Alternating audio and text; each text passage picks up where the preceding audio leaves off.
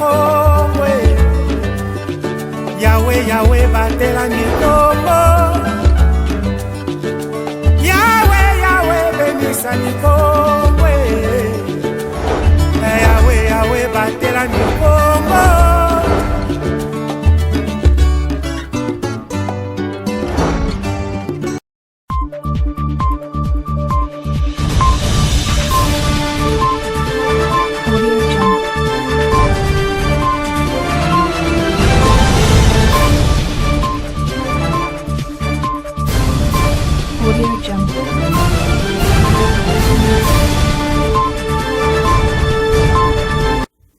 Le plaisir est pour moi de vous retrouver pour le compte de cette édition du journal sur ma bannière télévision.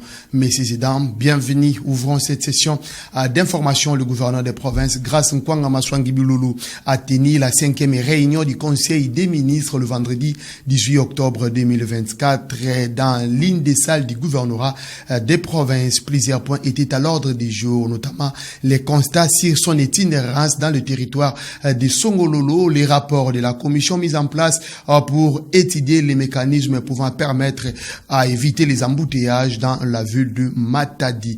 Je vous propose de suivre le compte rendu du Conseil des ministres, lecture faite par le ministre provincial de l'Intérieur, Sécurité du territoire et Affaires coutumières, Constat Mamvidila. Suivez.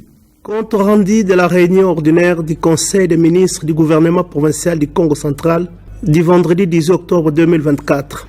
La communication de son Excellence, Monsieur le Gouverneur des provinces s'est articulée sur les débuts de son itinérance dans la province, particulièrement à Songololo. Voulant donc s'enquérir de ces différentes entités, l'autorité des provinces a souligné qu'il s'est trouvé face à un constat amer et désolant allant du manque de routes et d'eau potable à l'absence d'infrastructures de santé viables. Dans le souci de trouver solution aux besoins imminents des populations concernées, son Excellence, Monsieur le Gouverneur des provinces, a décidé du lancement des travaux de construction de la route d'un centre de santé moderne à Lovo. Les ministres provinciaux ayant les transports et voies de communication dans ses attributions s'étant s'excuser, l'un des secrétaires généraux adjoints du gouvernement a présenté au Conseil des ministres les rapports de la commission ad hoc chargée de suivi des mesures d'encadrement pour endiguer les embouteillages dans la ville de Matadi et sur la route nationale numéro 1. Institué par le Conseil des ministres au cours de sa réunion du 2 août 2024. À cet effet, il a été relevé une multiplicité de faits à la base de ces embouteillages. L'on cite notamment le non-respect du code de la route, l'occupation illégale des emprises publiques et de la chaussée par les marchés pirates, la présence des immondices sur la chaussée provenant des curages des caniveaux, la présence de véhicules et épaves abandonnés sur la voie publique, le stationnement des remorques tout au long des artères de la ville de Matadi et sur la route nationale numéro 1. Pour ce faire, le Conseil a recommandé la prise de mesures urgentes en vue de lutter contre les phénomènes d'embouteillage, dont la création des parkings publics aménagés, le recyclage obligatoire des conducteurs des véhicules à moteur et des taxis-motos, l'évacuation des occupants des emprises, la construction de nouvelles routes secondaires, l'évacuation des épaves de la chaussée. Les points relatifs au règlement des solutions sur la perception des recettes de la vente des signes distinctifs CGO et réflectifs avec hologramme de l'État congolais a été reporté pour examen à une prochaine réunion du Conseil des ministres. Changeons de chapitre, messieurs et dames. Par manque de poubelles publiques, les habitants du quartier Ville-Haute dans la commune de Matadi ont créé un dépotoir improvisé le long de la nationale numéro 1 à la hauteur du rond-point Musée Laurent Désiré Kabila, ex-24 novembre. Je vous propose de suivre ce reportage de Pacifique Mwanda. L'insalubrité à Matadi commence à prendre une ampleur hors concurrence. Même les points stratégiques sont frappés par la saleté. Les points de décharge improvisés sont visibles dans plusieurs coins attrayants de la ville portière de Matadi. Les cas du rond-point Musée Laurent Désiré Kabila, ex-24 novembre, 6 au quartier Ville-Haute dans la commune de Matadi. En plein centre-ville, ces dépotoirs prennent de l'ampleur au vu et au su des autorités administratives et la police des circulations routières commis à ces postes de contrôle. Selon les informations récoltées sur place, cet acte incivique est l'œuvre des responsables de maisons commerciales, ceux des étalages situés le long de la route et de ménages riverains. J'avoue que cet endroit nous servait pour vider nos boîtes à ordures. Nous, le ménage environnant et les tenanciers de quelques maisons commerciales, avant qu'ils ne soient clôturés. Chaque samedi, un véhicule passait pour ramasser ces déchets. Depuis que les responsables de la concession ont décidé de clôturer leurs parcelles, je n'y jette plus personnellement des immondices. Dans une interview accordée à notre rédaction, le chef de quartier s'est plaint sur le comportement de la population qui, selon lui, n'observe pas les règles d'hygiène.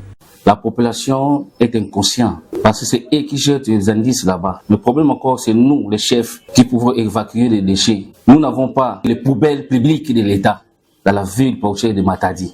La décision que nous avons prise avec le bourgmestre et le maire de la ville, nous pouvons sanctionner. Et nous aussi, nous avons un problème sérieux. L'évacuation des déchets. Le chef de quartier ne peut pas arrêter quelqu'un.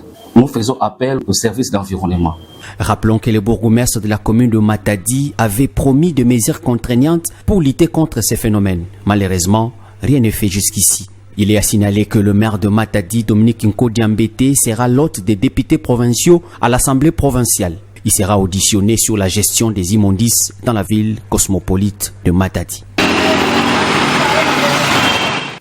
Quittons la province du Congo central, messieurs et dames, la Belgique commence à nous voir comme un véritable partenaire plutôt qu'autre chose. Parole de la première ministre Judith Toulouka Souminois à l'issue de les rencontres avec son homologue belge. Nous sommes engagés dans un processus de partenariat gagnant-gagnant, a-t-elle conclu. Je vous propose de suivre l'extrait de son interview. Suivez.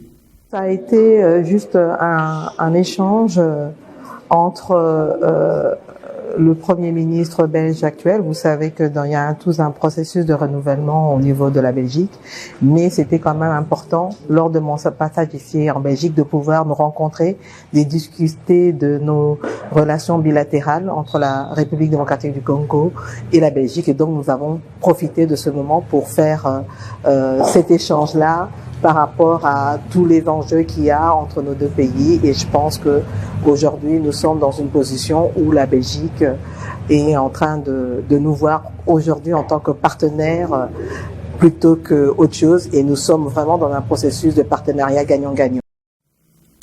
En grève depuis le 2 septembre dernier, les syndicats des enseignants du Congo Sineco ont décidé de lever leur mouvement de grève. L'annonce a été faite le samedi 19 octobre 2024. Suivez les détails. L'issue a été trouvée au cours d'une séance de travail tenue le samedi 19 octobre entre le président de l'Assemblée nationale Vital Kamerhe et une forte délégation du syndicat des enseignants du Congo Sineco, conduite par Madame Cécile Chiyombo, secrétaire générale de cette structure, accompagnée par les députés nationaux élus du Congo central, Jonas Tsundu de Lukula et Mané Norizik de Matadi. Plusieurs résolutions ont été prises au cours de cette entrevue, notamment la participation des experts du secteur de l'éducation et des syndicats à l'élaboration des prévisions budgétaires. Désormais, ils seront élaborés en tenant compte des propositions faites par les experts du ministère de l'Éducation nationale et Nouvelle Citoyenneté. Séance tenante, Vital Kamerhe a sollicité auprès du Sineco une représentation des experts qui vont travailler avec la commission économique et financière de l'Assemblée nationale dans l'examen approfondi du projet de loi de finances 2025. L'honorable président Vital Kamerhe a compris facilement ce qui se passe à travers le système éducatif congolais. Il prend la question en charge et renvoie à l'ECOFIN ensemble avec les syndicats qui va devoir envoyer des délégués pour qu'ils puissent en discuter aux enseignants qui se retrouvent en grève. Aujourd'hui, nous avons une réponse qui nous fait plaisir afin que tous nous puissions regagner l'école. Sur toute l'étendue de la République, nous acceptons de poser nos armes puisque la réponse qui est arrivée est une réponse que nous considérons être fidèle. Réagissant à ces propos, le porte-parole de la synergie des syndicats des enseignants de la province du Congo central, Simon Tiloulou, a dans son compte Facebook écrit ce qui suit. Une entorse à l'administration syndicale et vice des procédures. Le principe des pyramides inversées a été bafoué. C'est l'Assemblée qui est décideur et non les leaders. La grève se poursuit légalement par défaut des qualités des personnes qui ont prétendu la suspendre, a-t-il conclu. Et dans la page sportive, messieurs et dames, parlons football, poursuite du championnat d'élite en République démocratique du Congo. Plusieurs rencontres se sont jouées dans quelques stades en RDC comptant pour la 3e journée de la Ligue 1, notamment le derby louchois entre le tout-puissant Mazembe Anglebert et le Saint-Éloi Lupopo. Les résultats de ces matchs dans ces commentaires. Suivez. Le tenant du titre du championnat national de la Ligue 1 et favori de l'édition 2024-2025, le tout-puissant Mazembe n'a toujours pas décollé. L'équipe noire et blanc de la capitale du cuivre a été battue 1-0 lors du derby louchois contre les Saint-Éloi Lupopo le dimanche 20 octobre 2024 au stade Kibasa Maliba pour les comptes de la 3e journée. Le but de Lumpa a été marqué par Lys Niembo à la 29e minute de jeu. La dernière défaite de Mazembe face à Lupopo remonte au 30 mars 2019, soit 5 ans après. Les Corbeaux qui n'ont pas digéré cette défaite étaient à la base d'un désordre occasionnant des dégâts matériels. Toujours dans le groupe A, au stade Dominique Diour, AS Simba a battu IS Panda sur le score de 2-1. Au stade des Jeunes, AS Malolo a fait jeu égal de 0 but partout face au Football Club Blessing. Et dans le groupe B à Kinshasa, au stade de Martyr, un autre favori, le Daring Club Motema Pembe, n'a toujours pas trouvé la porte de la victoire dans ses 3 premières journées du championnat. Il a été accroché par un nul de 1 but partout par la Rangers. Dans le groupe A, les 5 premiers clubs au classement sont le FC Tanganyika, CS Don Bosco, Lubumbashi Sport, FC Saint-Éloi Lupopo et AS Simba. Dans l'autre groupe, il y a aussi Renaissance, Céleste FC, AS Dauphin Noir, AS Maniema Union et AF Ange Vert. Rappelons que 6 équipes seulement dans chaque groupe seront qualifiées pour l'étape de play-off.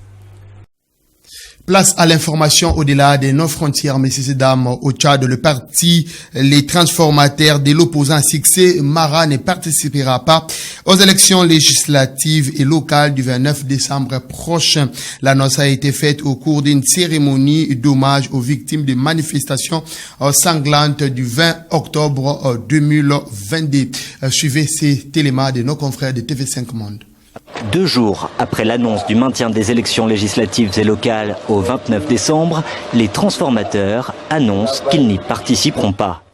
Aujourd'hui, dans ces conditions, participer aux élections reviendrait purement et simplement à servir de caution à l'installation de l'apartheid et de caution à un résultat qui est déjà dans les ordinateurs du camp en face. Succès Masra demandait le report des scrutins en raison des inondations qui ont endeuillé le pays, mais aussi le temps de réviser les textes électoraux et de refonder les institutions électorales. Pour aller aux élections, il faut que les conditions soient réunies de telle sorte que les compromis et tout ce qui doit aller avec, que nous soyons d'abord d'accord.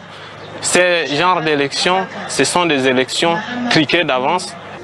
L'annonce a été faite au cours d'une cérémonie d'hommage aux victimes de la répression sanglante des manifestations du 20 octobre 2022, organisée pour réclamer le départ des militaires au pouvoir. La première fois, c'était ici, au niveau du dos, et une deuxième ici, qui avait complètement déchiré. De qui? Bon, le nom qu'on cite derrière les baffes là, c'est le nom de toutes les victimes qui sont tombées, ceux qui sont morts le jour de ces événements 20 octobre là. C'était ce malheureux. Où aujourd'hui nous sommes réunis pour commémorer leur mémoire, pour porter leur voix, pour que leur sacrifice ne soit pas vain. 2 ans plus tard, les victimes attendent reconnaissance, compensation et justice, mais l'accord de Kinshasa, qui a permis le retour au pays de Succès Masra, prévoit une amnistie générale pour les crimes du jeudi noir. Qui commence bien, finit bien, messieurs et dames. C'est la fin de cette édition du journal qui vous a été réalisée par Gomez Damba. Bonne suite des programmes chez vous et au revoir.